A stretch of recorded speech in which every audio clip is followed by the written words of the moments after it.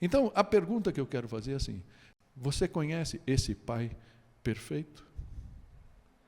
Você conhece esse Pai celestial? E eu queria que a gente investisse os próximos momentos nisso. E nós não vamos fazer aqui por pontos, mas só ter aqui 3 coisas que realmente podem nos pesar quando nós não temos uma experiência de Pai tão sólida, como costuma acontecer com a maioria de nós, não é? Que eu estou chamando de crises ali: uma crise de segurança, uma crise de identidade e uma crise de maturidade. Bem? Eu queria, então, a primeira delas, falar de uma crise de segurança.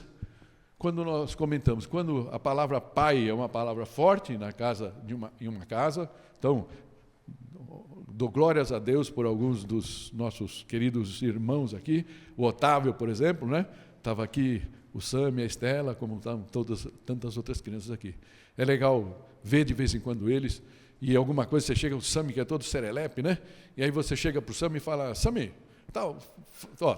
por exemplo, toma isso daqui. Fala: deixa eu perguntar para minha mãe, para o meu pai, alguma coisa do tipo, né? Então você vê que eles estão se desenvolvendo dentro de alguns parâmetros, vamos falar assim, né? E é legal você ver isso. Algumas crianças não têm isso, né? Então, é interessante quando você vê que uma criança ela não tem parâmetros, gera o que nela? Porque ela foi feita, ou seja, ainda está no momento do desenvolvimento mental, psicológico, emocional, onde ela precisa saber onde está a parede. E aí ela vai se desenvolver dentro daquilo. Uma coisa tonta que está me passando pela cabeça: a gente tem algumas plantas lá no nosso quintal, e tinha uma planta que parecia uma doidinha, né? Você caía para o vaso, para lá e para cá, né? De vez em quando você ia passar, a árvore estava tão torta lá, não era árvore, né? Estava virando uma árvore já, mas era uma planta. Aí de repente você tinha que passar, você tinha que desviar, porque o vaso estava lá e ela já estava aqui, né? De tão torta. Aí eu estou com a sua sabedoria, eu sou zero à esquerda nessa parte, né? E ela arrumou, um dia a gente saiu, comprou aqueles bastidores, né? Aquelas varetas, né? E aí colocou as varetas. Tem uma delas que está virando uma árvore, mas é interessante que você vê, ela está retinha, crescendo, se desenvolvendo, né?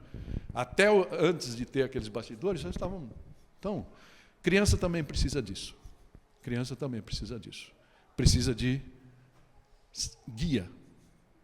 E esse é o papel do pai e da mãe. Vocês também não estão isentas disso, né?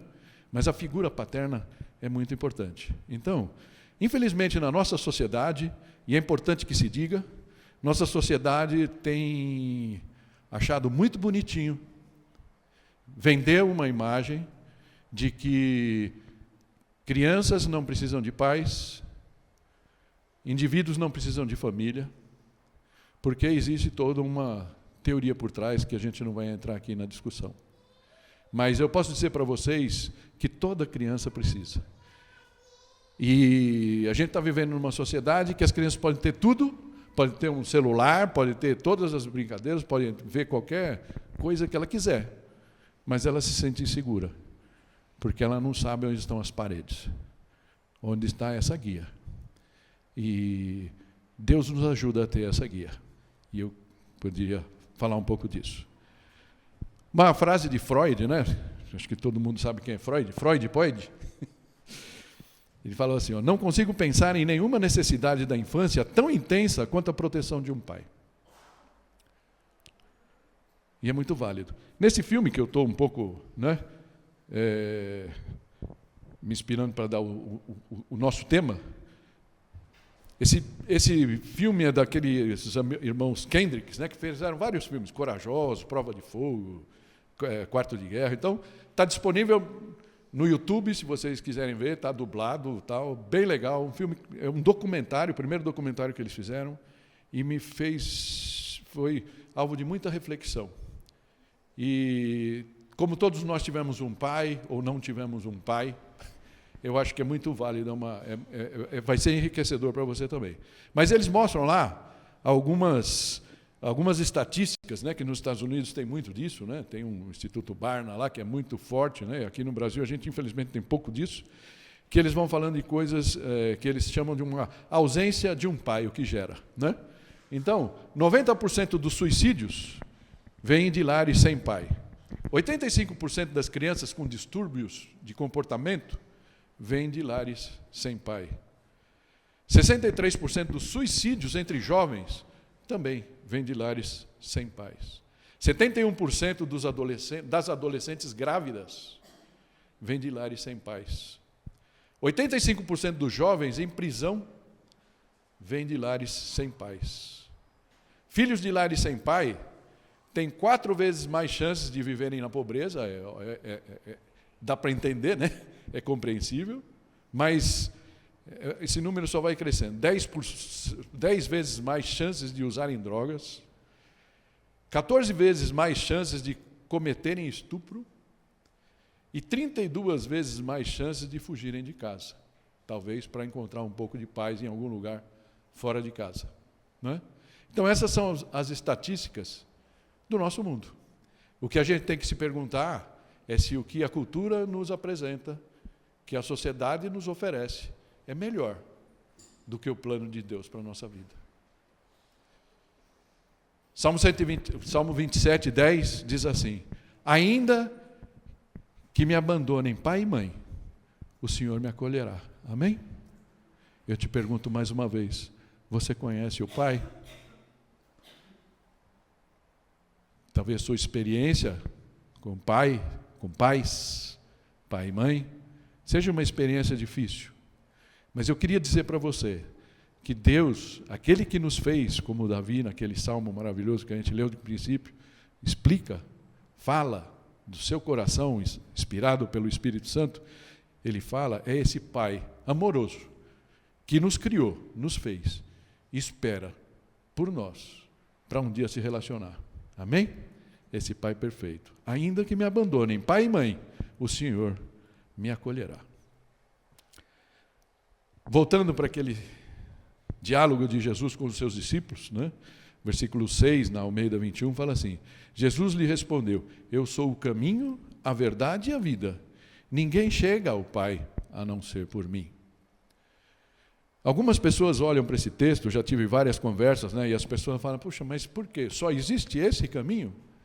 Que religião é essa tão exclusivista? Não é? Primeira coisa que é difícil para nós respondermos isso, porque foi o próprio Jesus que falou.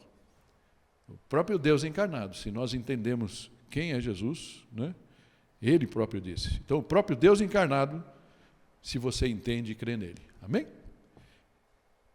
Sempre válido a gente abrir um parênteses para falar quem é Jesus. Imagina esse Pai amoroso que nos fez desde o tempo lá do Éden, fez o homem, fez a mulher, para se relacionar com ele, numa relação de pai e filho, pai amoroso, filhos crescendo, bem, desenvolvendo, com esta guia, e aí de repente os filhos resolveram falar: olha, eu não quero esta guia. E isso a Bíblia chama de pecado. Fala: eu quero viver por minha conta. Eu sei, eu sou dono do meu nariz. E o homem saiu, seguindo a sua saga pelo mundo. E Deus permitiu.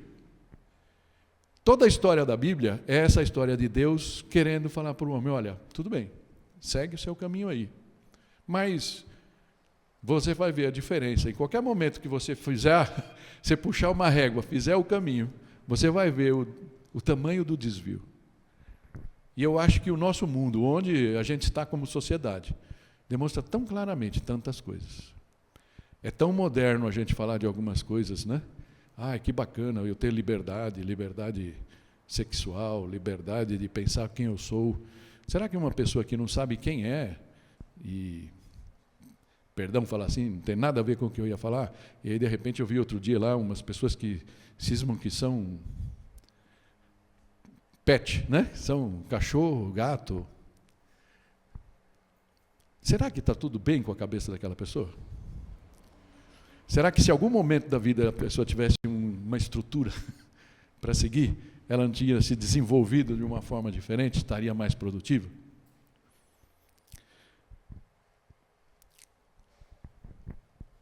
Eu deixo para vocês pensarem. o Senhor nos chama para ser essa guia, amém? O Senhor é o meu pastor e nada me faltará. Eu queria falar...